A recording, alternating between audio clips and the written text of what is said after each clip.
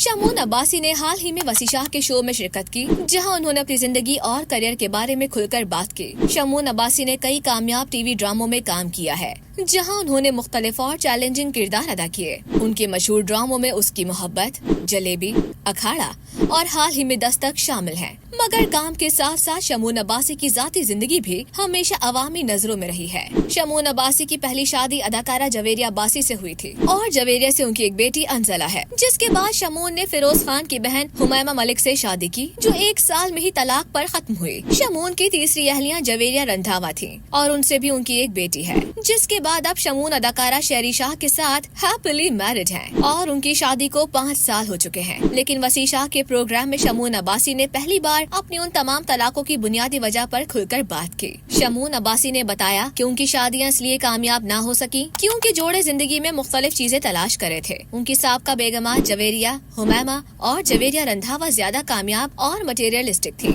जबकि वो एक ऐसे शख्स हैं जो महसूस करते हैं कि चीजें वक्त के साथ आती हैं। शमून ने अपनी तीनों साबका बीवियों के बारे में कभी कोई नेगेटिव बात नहीं की, क्योंकि हर किसी को जिंदगी से कुछ तवक्कुआत रखने का हक है। शमून ने बताया कि जवेरिया और हुमैमा दोनों ने अपने करियर में बहुत अच्छा काम किया, मुझसे कहीं बेहतर, इसलिए मैं खुश हूँ कि हर किसी को अपनी खुशियाँ मिल गयी। शमून अब्बासी ने मजीद कहा कि उनकी गलती शायद इस बात में थी कि वो अपने पार्टनर्स की जिंदगी में जो चाहते थे उसे हासिल करने के लिए शायद इतनी पहल नहीं कर रहे थे, और वो शायद उन्हें उस तरह नहीं समझ रहे थे जैसा उन्हें समझना चाहिए था। शमून अब्बासी ने ये भी इंकिशाफ किया कि उनके अपने साबका बेगमात के साथ अच्छे ताल्लुकात हैं और जरूरत पड़ने पर वो फोन पर बात कर सकते हैं। शमून का कहना था कि ये एहतराम दोनों तरफ की कोशिशों से कायम हुआ है। तो दोस्तों, शमून अब्बासी के अपनी जाती जिंदगी के बारे में इन इंकिशाफात पर आपके क्या ख्यालात हैं? क्या आपको लगता है कि किसी भी रिश्ते में तवक्कुआत का वाज़ेह होना जरूरी है? हमें कमेंट्स में जरूर बताएं। इस वीडियो को लाइक करें, शेयर करें, हमारे चैनल को सब्सक्राइब करना ना भूलें।